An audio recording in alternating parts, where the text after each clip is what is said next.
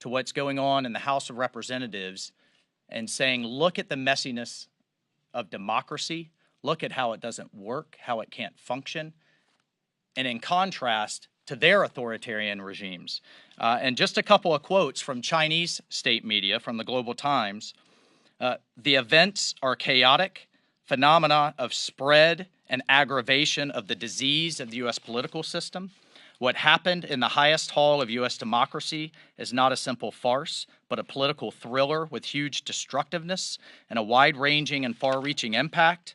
Faced with the political chaos in the U.S., there is a sharp question whether the political class of the country is able to govern, and whether the internal conflicts and contradictions of one of the major political parties contaminate the entire system. Folks, I think my colleagues would join me in that this is unacceptable. Some points have been made, concessions have been made, and now is time to move on, to move forward, and to govern as in the way the American people elect us to do. And I will hand off to one of our newest colleagues, former Navy SEAL, Representative Van Orden, Representative-elect Van Orden. Representative-elect, Yes, for sir. a reason. All right. I am not a member of Congress yet. And as a matter of fact, there is no Congress right now because we're at an impasse. So you're looking at 291 years of military service, myself including everybody behind me. I'll say that again, 291 years of collective military service. Combat deployments, we've spent years and years away from our home serving our nation proudly. I'm 53 years old. I've had 50 of my friends killed in training and combat since 9/11. And we must absolutely understand the gravity of what we're talking about. We are here to serve the American people. We all put a uniform on before. Well, this is my uniform now. And I plan on serving the people of the United States of America. The people standing behind me have regularly, consistently, over decades, proven that they're willing to put something greater than themselves above themselves. It's service over self. I'm incredibly proud to be a member of this august body, and I want to make sure that everybody out there understands what we're trying to accomplish. We're trying to make sure that we can do the people's will. And a minority of our party has decided that they want to continue with this obstructionism, and it's actually becoming detrimental to our nation. And I will not stand for that. So with that, thank you very much, and I'll turn it over to Representative Dan Crenshaw. Thank you all for being here. It's an honor to be joined by my fellow veterans, served abroad, served this country. And I suppose I would say a few things about service and why we serve. We all served in different ways, but we mostly served for the same reason, so that we would take the fight to the enemy, and the enemy would no longer take the fight to the American people. We had purpose, we had mission. That was our mission. We have mission up here. Some people have different priorities. Some people want to cut spending. Some people want to fix our mandatory spending problems. Some of us want to fix the border, deal with the Mexican drug cartels that are murdering tens of thousands of Americans a year by poisoning them with fentanyl. There's a lot of missions that we have up here. I don't think that the American people care about any of these so-called missions happening this week. Rules changes, who gets more power, who gets on what committee. I can't think of one American who gives a damn about any of that. They care about the mission. And the conservative agenda is one that will accomplish the mission for the American people the best, but we can't start that agenda until we start governing. That's why we're up here, because we care about mission, we care about service, and we care about the American people, and we care about getting things done, and I'm honored to be with this group to talk about just that. Thank you very much. And oh man, the whole eyesight thing. I would like to introduce Representative Bost, my colleague. Thank you so much for being here. Thank you, Dan. Mike Bost, let me first off by saying I am honored to stand up here with all of these combat veterans. I am not a combat veteran. I'm a veteran that did not serve in combat. But I am the ranking member, and our hopes is to be chairman of the VA committee. So without a speaker in place, let's put this in perspective. We cannot organize or conduct or oversight. We cannot hold Biden VA accountable. We cannot do our jobs to ensure veterans are getting the care and benefit that they are due. Without a speaker, our committee can't conduct vital, important oversight of the implementation of the PACT Act, which we passed this last year. Remember, this bill is the largest expansion of health care benefits to over 3.5 million veterans. And we must be watching closely to make sure veterans are getting the care and benefits they've earned. Holding a hearing on mental health impacts on the failed Afghan withdrawal. We can't do that through our Veterans Affairs committees to help the families that we need to help. Overseeing billions of dollars that's spent on the electronic health care records and holding Biden's feet to the fire on making sure that the rollout of that is doing everything it can for our veterans and not endangering their lives with actually rolling it out. And reauthorizing successful VA programs that help transitioning service members find jobs after they leave the military. We can't stop this administration and do our job of oversight, which is given to us in the Constitution, until we have a speaker. So not only does it affect those men and women that are in uniform now, it affects every one of them that have served in the past. And with that, I'd like to turn it over to Representative Gallagher. Well, just one data point to emphasize what's already been said. Right now, Don Bacon and I were supposed to be meeting with the chairman of the Joint Chiefs in the SCIF here to talk about matters in the Indo-Pacific. But I'm informed by House Security that technically I don't have a clearance. I'm a member of the Intel Committee, I'm on the Armed Services Committee, and I can't meet in the SCIF to conduct essential business. My point is we have work to do that we can't do right now. We've seen what happens over the last 2 years when deterrence fails, when weakness invites aggression. It's up to this Congress to restore deterrence, to restore peace through strength. Well, we aren't able to do that vital work until we actually get past the speaker vote, populate our committees, and start getting to work. And with that, I will introduce my fellow Midwesterner, John James.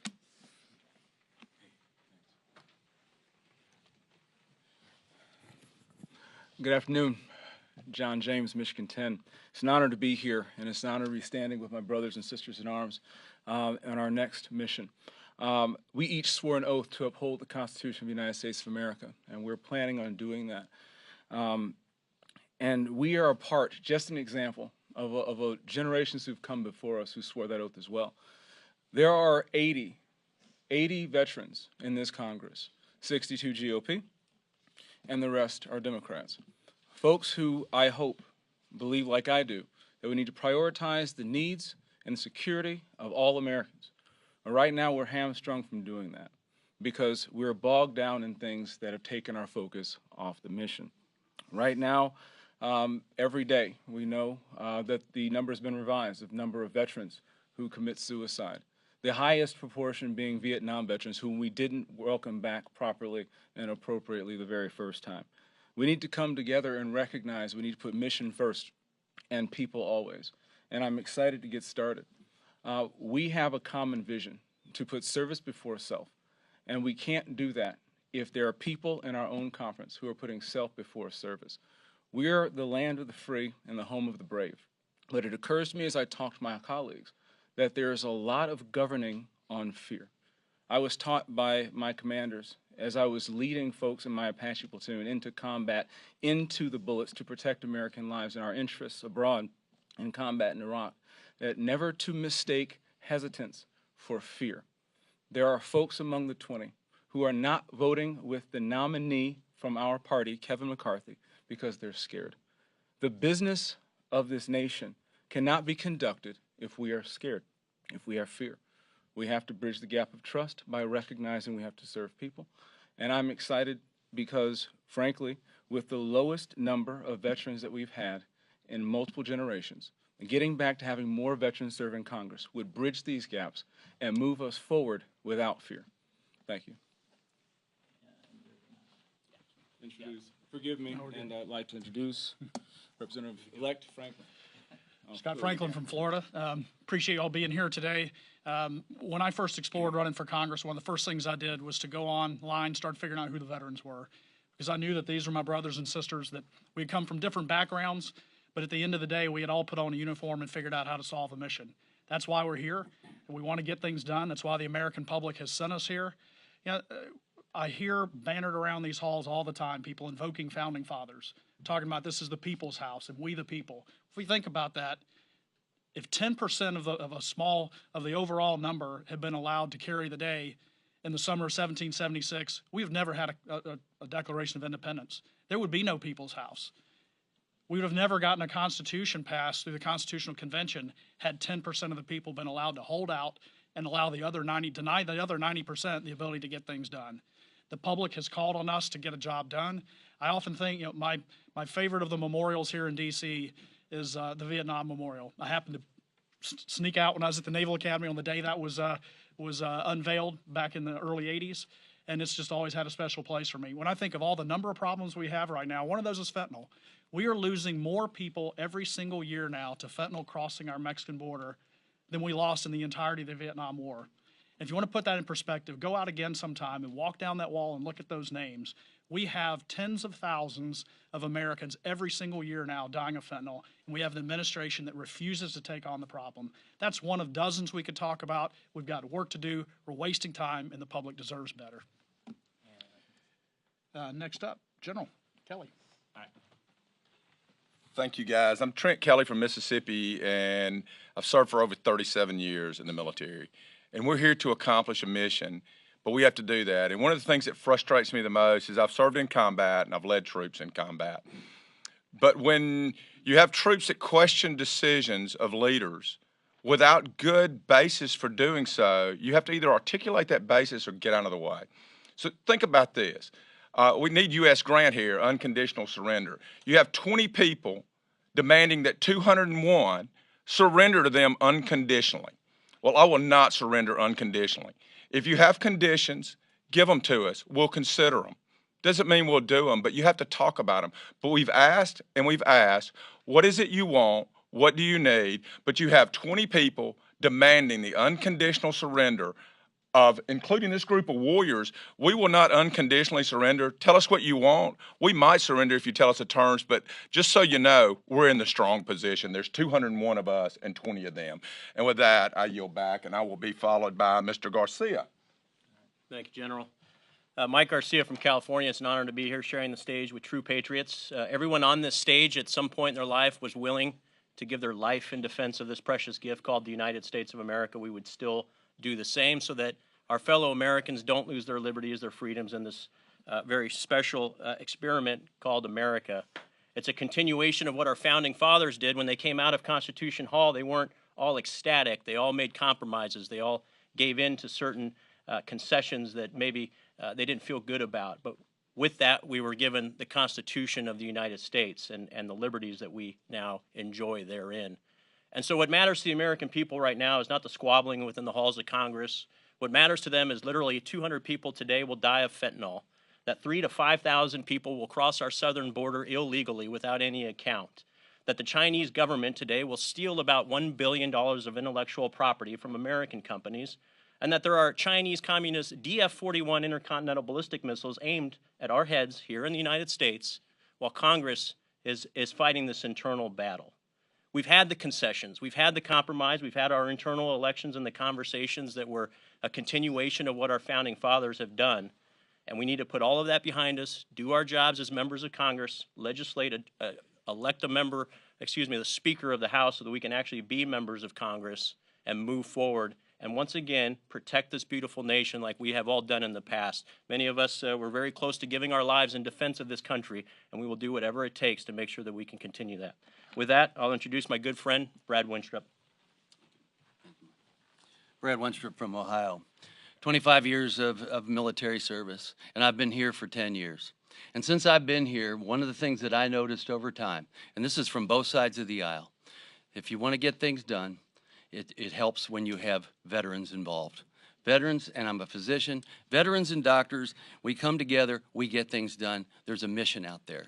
That's not what we're seeing today. And you know, in the military, you know, when you get promoted, you have been promoted by your peers. Your peers have selected you for promotion, and you live with that. And some people may not agree with that promotion, but you live with it and you go out and accomplish the mission. These guys have all talked about the many missions that we have as members of Congress. We want to get going on it. We want to get going on it. But we have some people that won't want to live with the decision of their peers. And that's for Kevin McCarthy to be Speaker of the House. We've got to solve this because we've got to go to work because you all deserve it.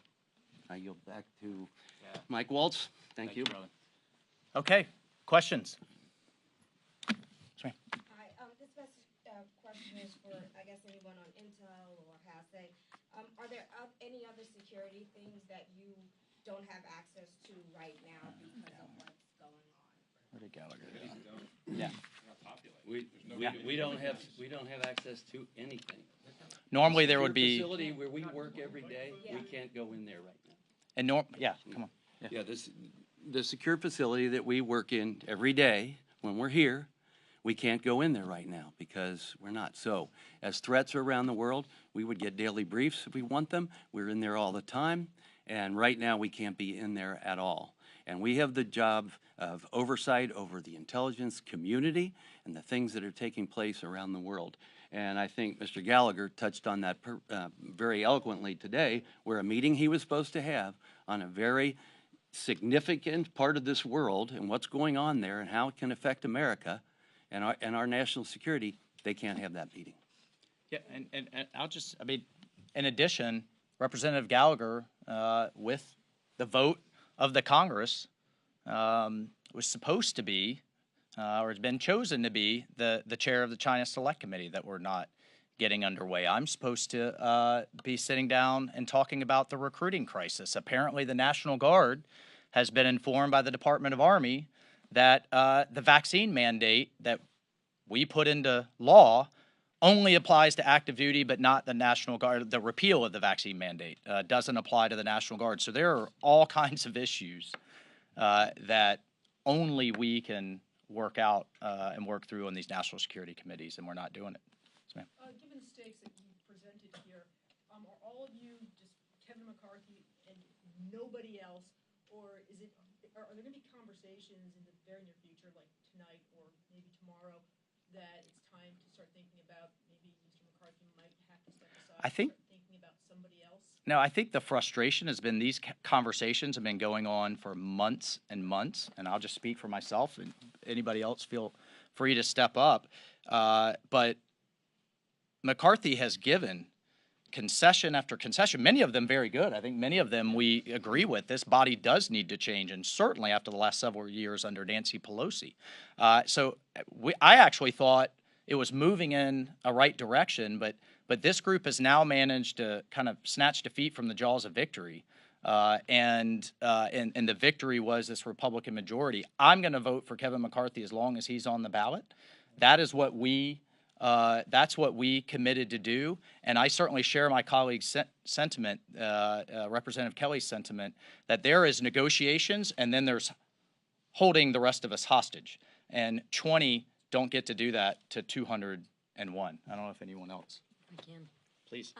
I'm just going to speak up. I'm not a combat veteran. I'm a 24-year veteran. My husband, 30 years, and I'm a doctor. We don't question the hearts of our colleagues who are voting no.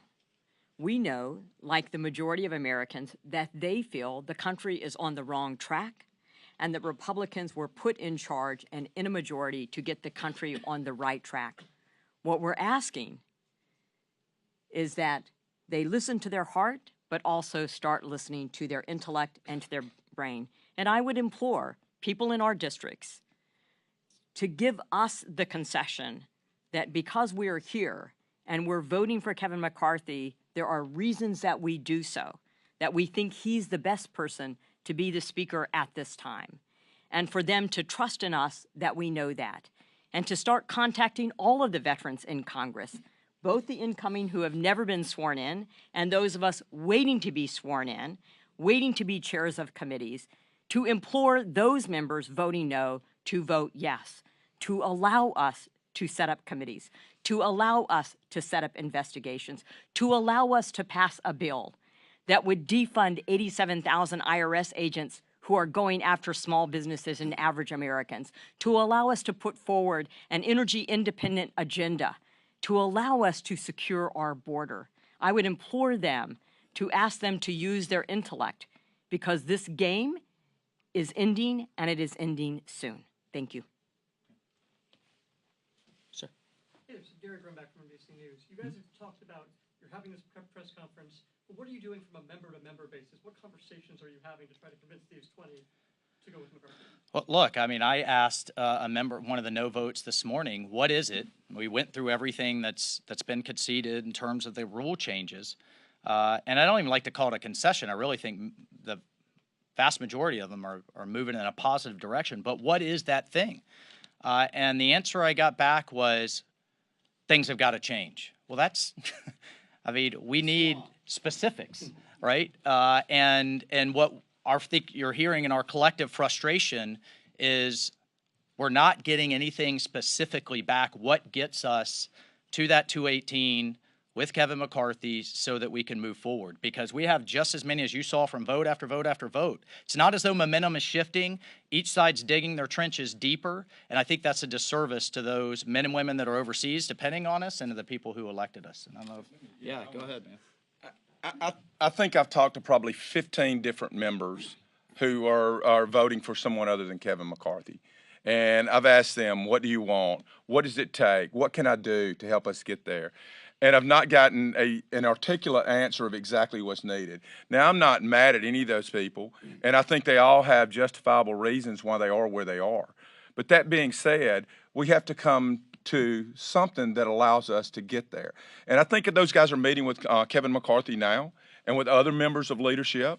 I think each person here, Don Bacon saw me last night. I mean, I've engaged with almost every single member who has voted for someone other than McCarthy in a good way, because we've got to bring the temperatures down. We can't call names. We can't be ugly to people. But what we got to do is say, what do you want and how do we get there? I can either give it or I can't. And we've got to do that. But I think almost everyone is having one-on-one conversations.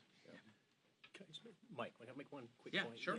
I think it's important for everyone to recognize, I think you guys get this, but I don't know that the average American understands the process with this yet. This didn't just start yesterday, right? This is on the back of 2 months of meetings, and I think we've had something like 16 meetings as either a larger group, as a conference, or with these folks and leadership or other members within our conference.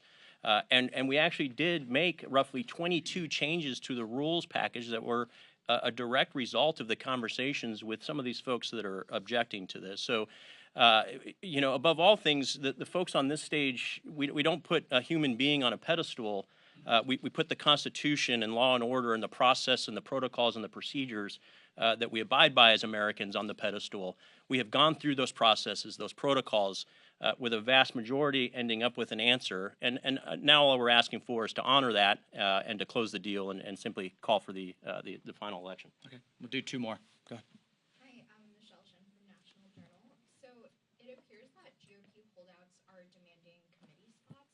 Specifically, Matt Gaetz wants to chair the Armed Services Committee. So what do you think about that?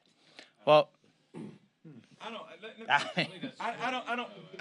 think everything. I think that's part of the problem. I think you get part of the answers. I think, listen, I think Matt wants to be a subcommittee chair, not the chair of Armed Services. Okay, but he doesn't want to go through the regular process. And so, although that's admirable for him, I was at that point one time, and I want to be the chairman of Sea Power right now. But I don't get to demand that. I have to earn that. And I think Matt's earned that in a lot of ways. So I think if he would depend on people doing the right thing, I think he can get there. But I think making demands does not work. But I think all those things are kind of a little bit taken out of context. I don't think he made a threat, and I just don't think that that's exactly the way it went down. yeah, look, I'll just, from my perspective, we're the party of competition. We're the party of merit. We're not the party of quotas because of a group that you belong to. There are members of this stage who are competing right now with their peers, amongst their peers, and making the case to their peers for chairmanships, not holding 201 members who are duly elected hostage for their agenda. So I don't know about that specifically, but in general, again, there's moving the country forward, moving the party forward, and then when you start getting into personal agendas, That's where I think you're going to see us draw the line. Anybody else want to comment on that? I wouldn't mind. Yeah, sure. So I'm Dr. Rich McCormick. Obviously, I've never been in Congress before. I'm not a politician. Spent 16 years in the Marine Corps as a pilot and airborne. Spent another 4 years in the Navy as an ER doc. Been over to Afghanistan. Been in the Persian Gulf. One of the things, this is not the military, obviously. This is Congress. We are one body of many parts. You have some really, I consider myself a very conservative person. We have some moderates. It's okay, we reflect the 750,000 people that each one of us have as a district. And we all have differences of opinion. The problem is that some people think that their way is the only way. And that's not collectively how we represent. And this is the problem that we're having right now in Congress, is that when you have 90% of a body say, we want this, and that's how it's been done for the last 100 years, how do we move forward when we're trying to actually find representation of the people? It's okay to have differences, and we shouldn't say that one person has a cornerstone on what defines a conservative, because I think most of us all feel like we're conservative people, and that respecting each other and what we have chosen as a body, as a caucus, is really important, but we're not doing that right now. And I think one of the leadership importances about McCarthy is that he actually allows people to be ultra-conservative or be more moderate based on their representation, and having that as leadership is what's respectively what's going to bring us to keep the majority. I want to be clear with everybody. Absolutely, we will compromise. We will compromise, but we will not capitulate. And there's a very serious difference. There's 222 Republicans in our conference now. So if 20 people are able to drive this train however they want to, 202 of us might as well go home, because that means they are the conference. That means those 20 people will be the majority. Well, that is capitulation, and we will not do that. Compromise, yes. We run through a whole bunch of stuff with these guys and gals that see things a little bit different, but 20 people are not going to be the majority of this House. 222 Republicans will, including them when they come back home. Last question. Swing. So it seems like the Republican agenda has already been set. You already have bills that you want to move forward, aside from the delay from Speaker. I mean, I know you're saying that you only want Kevin McCarthy right now, or obviously he's your choice, but aside from the delay, how much do you think that having Kevin McCarthy is going to impact your constituency? How much do you think the American people actually care that it is only Kevin McCarthy and not someone like Steve? I think the American, I mean, to your point, I don't think it's about Kevin McCarthy or Steve Scalise or Jim Jordan or anybody else up on this stage. It's about the agenda. That's what we all campaigned on. It's not only our agenda, it's stopping an agenda that we believe is destructive for this country, whether it's going from the Abraham Accords to total chaos and the worst withdrawal since Saigon in Afghanistan, open border, fentanyl deaths, inflation out of control, crime out of control. It's about the agenda. That's the frustration that you're hearing. And we believe that Kevin McCarthy laid out that agenda, helped many members, including some that are voting no to him, directly helped them get elected, and can govern a conference with a lot of different viewpoints. And I'll hand it off. Yeah. Corey Mills from Florida 7th District. You know, you hear all these numbers that are being tossed out, 291 years of service, 246 years as a nation, 20 people who are holding this up, 201 who are voting this way. There's only one number I'm thinking about right now. We have 13 Gold Star families who, because of the failed Afghan withdrawal, still don't have the closure they deserve. The American people, this is not political. They care about those 13 Gold Star members. They care about those who are sacrificing their lives for this nation. And if anything, we should be getting ready to hold oversight and bring those in who are responsible for this, responsible for the thousands who are left behind, responsible for all the Americans who have died from the fentanyl overdoses. This is something that should be important to all 334 million Americans. It's not Democrat or Republican. This is not about one speaker or the other. This is about getting answers, getting oversight, and holding those accountable who are responsible for the deaths of real Americans who have fought and served this country. And with that, I yield back. Thank you. Thank you, everyone. Thank you.